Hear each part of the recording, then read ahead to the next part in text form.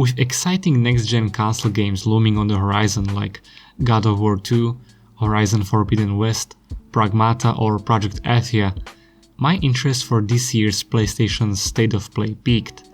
Maybe I should have set my expectations lower. After the show, I quickly realized I should have set my expectations at the rock bottom. The show started as you would expect. No heavy hitters, just something to get you in mood with a PS5 release for a PS4 game, namely Crash Bandicoot 4 It's About Time. There's not much new or sensational to say. Native 4K, 60 FPS, faster load times, a free upgrade to PS5 version for all PS4 players. It's what we have come to expect. However, we need to applaud the developers for including features like these for free. Crash 4 is also going to utilize PS5's new features, such as enhanced 3D audio or adaptive triggers, so you can really feel the suck. This phrase is not only the best part of the show, it's a warning sign of what was to come ahead. All in all, it was a good start and I was ready for more. Next up, we have Returnal. Returnal was easily one of the best parts of the show. We got a closer look at core gameplay, story and visuals.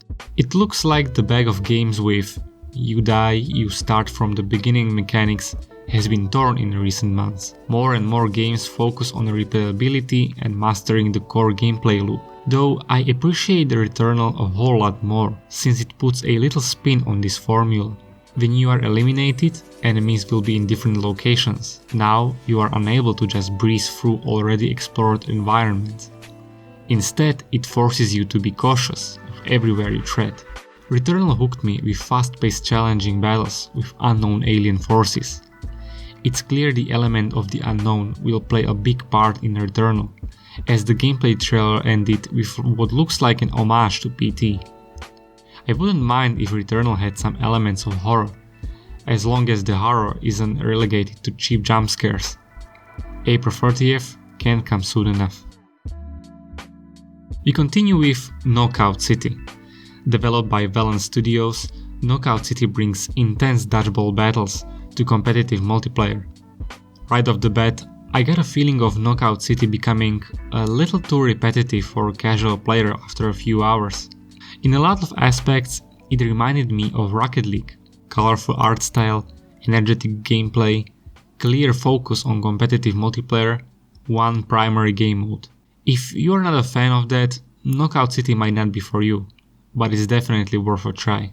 As for any live competitive game, it's crucial for developers to provide future players with new seasonal content, extensive customization options, and don't overdo it with intrusive microtransactions. Fans of Bruce Lee, Jackie Chan, Old Boy, not this old boy, this old boy, rejoice. Make way for Sifu. If I had to pick a number 2 spot of the show, then Sifu would be a strong contender. The stylistic trailer showcases swift, sharp kung fu combat, mixed with sets and music and atmosphere of John Wick, which I really appreciate. It's just a shame we didn't get to see more of it, so beyond this point I can only speculate what the game is going to be about and how well is it going to play. I just pray it's not going to be another Quiet Man. Wrong address, dog! At this point the show goes on a downhill, beginning with Solar Ash. Again, Solar Ash is something we have already seen, and I'm not talking about its reveal trailer. In my eyes, Solar Ash is just so uninspired. Every feature of Solar Ash has been seen and done better by other games, whether it's fluid combat, open environments, or epic boss battles. To its credit, the game looks good visually, and as the trailer stated, it is a labor of love.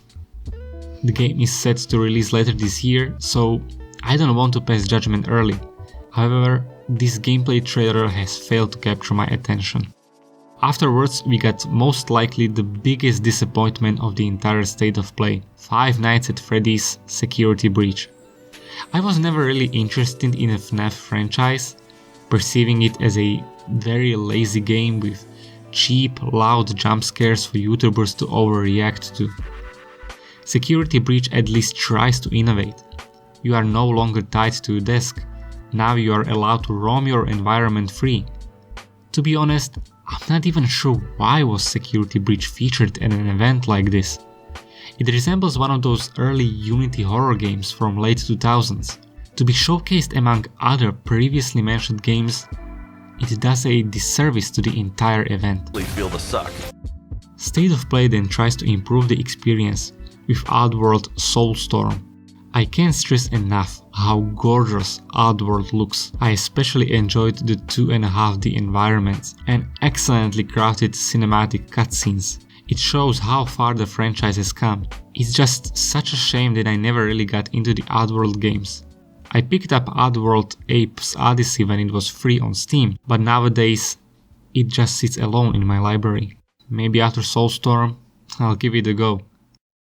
Another highlight of the show, on par with Returnal, is Kena Bridge of Spirits. Out of all featured games, Kena does the best job of highlighting the power of PlayStation 5. It's absolutely wonderful. Gameplay wise, it's nothing to write home about, but I firmly believe the visuals and story alone will be able to push the game forward. Following Kena, we got a deep nosedive in the form of yet another trailer for Deathloop. I think Angry Joe has summarized it the best. I feel like I'm in a Deathloop watching Deathloop trailers. We have seen this game on numerous conventions and events, starting back in E3 2019, with cinematic gameplay trailer after cinematic gameplay trailer. I'm not sure if this strategy is supposed to build up hype, but then again, not only is it failing to do so, history taught us time and time again, overhype can kill a product. I am confident that Deathloop will be a good game. I love Dishonored, and Arkane clearly has a lot of talent, and is not afraid to go all in. That being said, Deathloop trailers are getting, well, repetitive. After the warm voice of the announcer lady began the sentence with, "Before we leave," I knew I pretty much wasted half an hour of my quarantine life, but I pressed on, waiting for a huge update on one of 2020's most celebrated games. I screamed, yes, now they are pulling the big guns. The trailer started promising, with Final Fantasy VII Remake footage. Then, new characters. Is this the rumored part 2? Unfortunately, no. They announced a new episode for Final Fantasy VII Remake, which will most likely be sold as paid DLC. But the biggest offense was the part where they announced the PS5 version of Final Fantasy VII Remake. They did one of those side-by-side comparisons, and the graphical upgrade is unnoticeable. This was their big reveal, their huge update.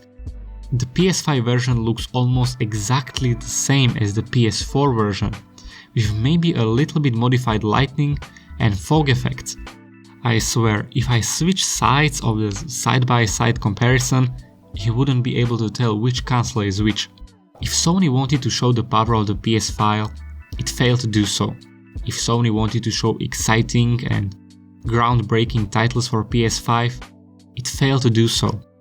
I love that indie titles got a lot of promotional space here, but we expect more from such events as PlayStation's State of Play. Now, all I can do is Feel the suck.